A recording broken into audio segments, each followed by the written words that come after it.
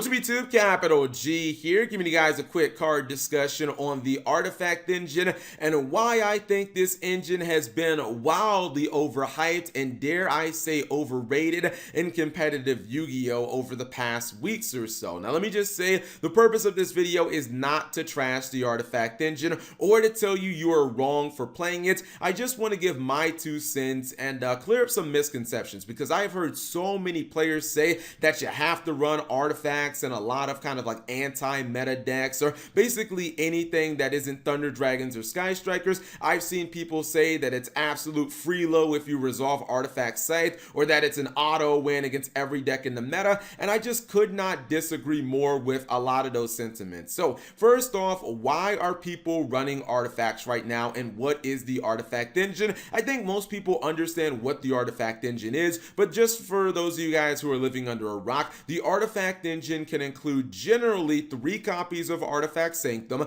1 to 2 copies of Artifact Scythe, usually it's 1 but some people tend to run 2, and then usually 3 to 0 copies of Trap Trick. The reason people run Artifact engines is because it allows you to summon Artifact Scythe straight from your deck and essentially turn your opponent's extra deck plays off. It doesn't actually have to be limited to, extra deck mechanics such as fusion summoning or Exceed, link summoning, etc, etc. It can even be against decks like Pendulums, where your opponent wants to summon monsters from the extra deck, Pendulum monsters that maybe have actually gone there earlier in the turn. Summoning Artifact Scythe is really good because unlike something like Dimensional Barrier, it covers link monsters, it covers every single mechanic in the game, whether it be link, fusion, Exceed, etc, etc. I think that a lot of the reason that you're seeing it played in like Trickstars and Salamangreats is because these decks generally are fine just stunning the opponent out of their extra deck for 1 turn, because these are decks that can make a decent turn 1 board, and then after that they can put enough damage on board to kill their opponent in the 2nd turn. We know that Salamangreats can put 8,000 damage on board if they're able to keep their opening board intact relatively easily. Trickstars are in kind of the same position, because Trickstars do burn damage and they get extra damage from their field spell. So even if Trickstars aren't able to technically OTK you, it's still perfectly fine because they might have a legitimate chance of actually burning you to death in the draw or standby phase, where they can use things like Trickstar Reincarnation, etc, etc. Now, even though the Artifact engine can be incredibly powerful and locking your opponent out of the extra deck for a turn can win you a duel, the Artifact engine does come with some significant risks. I think the most obvious one is when you draw your 1 copy of Artifact Scythe. That usually just means that your entire engine is dead on arrival, because you're not going to be able to resolve it unless you can find a way to essentially pop your Artifact Scythe on the field during your opponent's turn. Sometimes your deck can do that with like Salamangreats. If you have access to Salamangreat Rage, you can do it, but if you don't, the entire engine is pretty much just dead at that point. Also, drawing multiple copies of Artifact Sanctum can be almost as bad. You can still resolve your 1 copy of Sanctum and summon your Scythe, but essentially your 2nd Sanctum is just like a dead card that you're never going to be able to use for the remainder of that duel. There are also situations where you can lock yourself out of your best and most important trap cards for the remainder of a turn. This usually happens when you draw Trap Trick. Trap Trick can be a really good card because essentially people like to think of it as extra copies of Artifact Sanctum. You activate your Trap Trick and it lets you just tutor your copy of Sanctum straight from your deck, and it's really nice because you get this Scythe on field and you get the effect without actually having to draw your Artifact Sanctum. The problem occurs when you activate the Trap Trick and you put your Sanctum on field. That is the only trap you can activate for the remainder of the turn. So let's just say that maybe you had to go ahead and shotgun the copy of Trap Trick and or your copy of Artifact Sanctum because maybe you thought your opponent was playing something like Denko Sekka. You want to make sure that you get the the Sanctum off before your opponent summons the Denko, but now you open yourself up to things like Evenly Match, right? And if you're playing this in a deck like Trickstar or Salamangreat, where you usually have like easy counters to Evenly Match, whether it be Salamangreat Roar, which can just negate the Evenly Match, or Trickstar Reincarnation, which you can just preemptively use when your opponent says enter battle phase with no cards on the field, knowing that, or kind of telegraphing that they're using an Evenly Match. Now those cards can't be activated because Trap Trick has kind of locked you down. How even if you just have other powerful trap cards like Infinite Impermanence or Solemn Strike, it just feels like it's always a really odd and awkward situation because either you activate those cards first, but maybe the timing isn't right for you to get the full value out of those cards,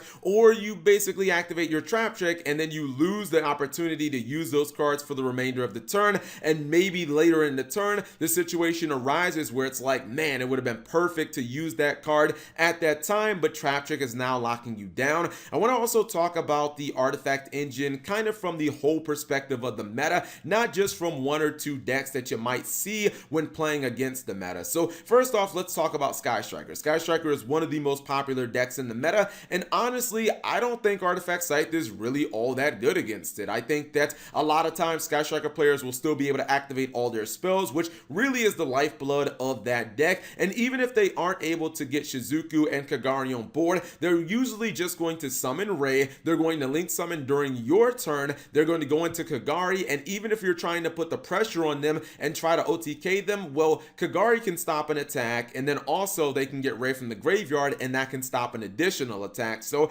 even if they're like being locked out during their turn, they're still stopping two attacks, and they're still going through a lot of their spell cards. In addition to that, Sky Striker players can also stop potential OTKs by just using something like, I don't know, Sky Striker Widow Anchor by taking the biggest monster on the field. They can take your biggest monster during the battle phase. That pretty much makes it so you can't OTK them. So I really feel like this card isn't very good against Sky Striker, and most players will be able to, you know, stall the game out essentially for a turn. If Sky Striker players can stall against Double Colossus, they sure as hell can stall against one copy of Artifact Scythe. Now, I won't lie, it's excellent game one against Thunder Dragons and against Salamangreats. Usually those decks will not be able to make like good field presence, and they don't have a lot of special summoning that they do during the opponent's turn, unlike Sky Striker. So it will be excellent against those decks in game one. Now, if you look at some of the rogue tier decks that are like tier 2 that don't really rely on the extra deck that much, this can include Trickstar, Guru Control, True Draco.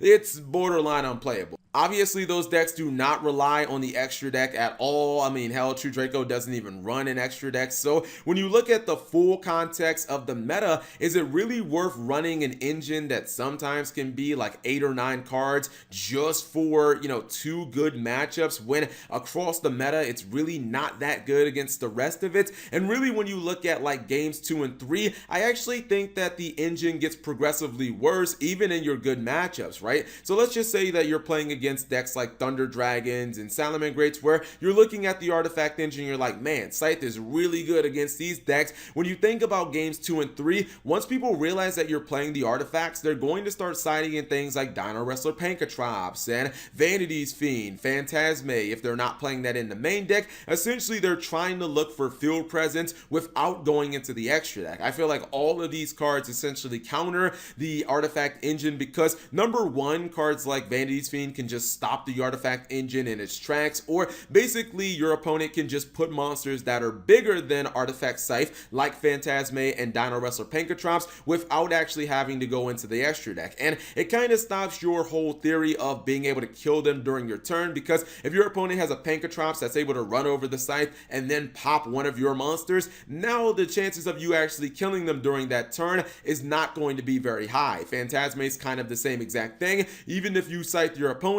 but they have a Phantasme on board, they're getting a +1, they're going to run over your Artifact Scythe, and now you have to kill that monster as well. And it's kind of like you've completely sold out, like you've basically invested all your resources into this very linear win condition that has now been thwarted by one card. Now, the interesting thing is, I actually believe that there are decks out there that can really take advantage of the artifact engine. I think that people just need to look for, you know, decks where you can get dual utility out of the artifact cards. You guys know, especially if you watch the discussion videos on my channel, I am a very big fan of dual utility cards like Lost Wind and Breakthrough Skill that you can activate twice, or something like Trickstar Reincarnation where you get 2 effects and both of them are really good out of one card. If you look at a deck like Johnny Wynn, Asian Persuasion's Cosmo Artifact Demise deck, this would be a prime example of where artifacts really shine, because he runs them in a Cosmo deck and he runs things like Back to the Front. Back to the Front front obviously is, really good with Dart Destroyer, because getting Dart Destroyer back from the graveyard, popping your opponent's monster, and getting a big untargetable, ship is super good. But he also has the ability to summon his artifacts more than once, not just from Sanctum, but he can actually summon them back from the graveyard with Back to the Front if he doesn't want to go for Dart Destroyer. This means that unlike most of the decks that run the Artifact engine, he can actually lock his opponent out of the extra deck for multiple turns. I think another deck that would take full advantage of the Artifact engine would probably be like the Lair of Darkness deck. Lair of Darkness has always ran things like Back to the Front so that they can summon Lilith from the graveyard, and this would just give you another way of summoning something like Artifact Scythe from your grave and locking your opponent out of their extra deck for multiple turns. I think that these decks that can summon Artifact Scythe multiple times are really getting the full value out of the card, because it honestly feels like if you're playing it in Salamangreat Grades or maybe in Trickstar, it just kind of feels like you're hoping to get a good matchup, and then even when you get a good matchup, you're flipping it over, hoping that you go first, and then just praying to God that you can OTK your opponent, because if the game actually drags out and goes long, it's kind of inevitable that you're going to draw a bunch of dead cards that were all committed towards this engine. So I feel like your opponent is going to have an innate advantage because you're not going to be able to grind that well, because your engine is really kind of just meant to be used once, and those other decks can kind of use it multiple times. So you guys let me know what you think of the Artifact engine, but those are just my thoughts and opinions. You guys leave yours in the comment section below. If you guys like these type of discussion videos, also let me know that in the comment section below as well. Thank you guys for watching. As always, subscribe if you have not already, and turn on that notification bell for daily videos.